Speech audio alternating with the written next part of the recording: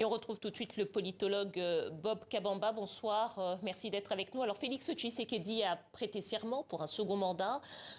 Quelles sont les priorités qu'il a énoncées pour les 5 années à venir?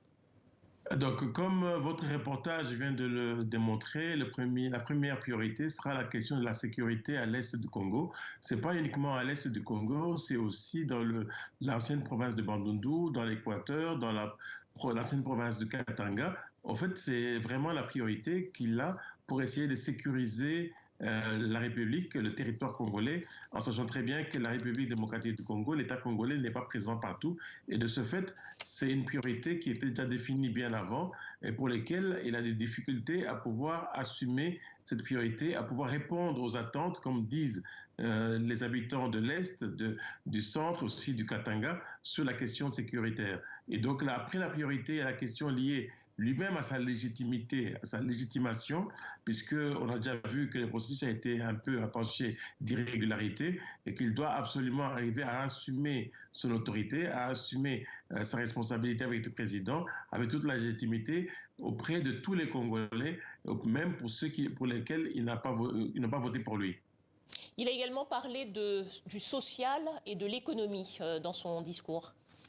Effectivement, il a parlé du social et de l'économie, malheureusement pour lui, parce qu'il y a des paramètres concernant cette question sociale et question économique sur lesquels il n'a pas de prise. Sur la question sociale, c'est qu'il doit amener à ce qu'il y ait ce qu'on appelle l'amélioration des conditions des Congolais, l'amélioration du pouvoir d'achat. Malheureusement, par rapport au Congo, le Congo n'a pas la maîtrise sur tous les éléments qui peuvent lui permettre de pouvoir améliorer les recettes de la RDC, puisque la majorité des recettes de la RDC est liée aux mines, et les mines sont entre les mains des Chinois, et que dans le contexte actuel, il est difficile pour que le Congo puisse arriver à rentabiliser au mieux l'exploitation de ces minerais par rapport à la Chine pour espérer améliorer les conditions. Et donc cette question-là aura des difficultés, il aura des difficultés à pouvoir résoudre et améliorer les conditions des Congolais. Bob Kabamba, qu'est-ce qui est différent, qu'est-ce qui serait différent pour ce deuxième mandat qui pourrait permettre au chef de l'État de réaliser les engagements qu'il vient de prendre? Qu'est-ce qui est différent sur ce mandat par rapport au premier mandat?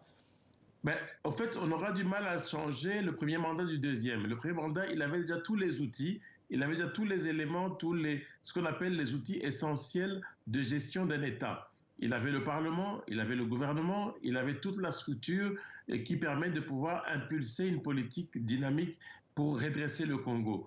Mais ça n'a pas changé puisque là, les élections ont montré qu'il a encore assuré son emprise sur toutes les institutions de la RDC, mais malheureusement, le contexte international et ainsi que les éléments qui peuvent lui permettre de pouvoir changer, il n'a pas la maîtrise sur ces éléments-là et on ne peut pas essayer de dire que ce mandat sera différent de celui pour lequel il vient de terminer le premier et le second. Donc, alors, je vous interromps un instant.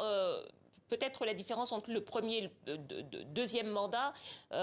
Entre-temps, il y a eu l'union sacrée. Est-ce que ça peut changer quelque chose? Il y avait, au départ, il y avait une emprise de la Kabylie, si on peut le dire ainsi. Aujourd'hui, il y a l'union sacrée. Est-ce que ça peut changer quelque chose dans la réalisation de ces engagements ou pas? Non, ça ne va pas changer parce que tout simplement, avant, il a réussi à pouvoir défenestrer le clan Kabila. Il est arrivé à pouvoir avoir la maîtrise de tous les éléments. Et donc, depuis 3 ans, il avait la maîtrise de tous les éléments politiques et institutionnels pour les réussir. Et donc, il avait déjà la majorité absolue avant dans le premier mandat, mais c'est la même chose ici. Et le deuxième mandat, c'est que la majorité est encore beaucoup plus consolidée. L'opposition a, s'il vous plaît, madame, moins de 5%, on peut dire 6% de l'opposition au niveau de l'Assemblée. Ce qui veut dire qu'il a la maîtrise encore beaucoup plus qu'au premier mandat.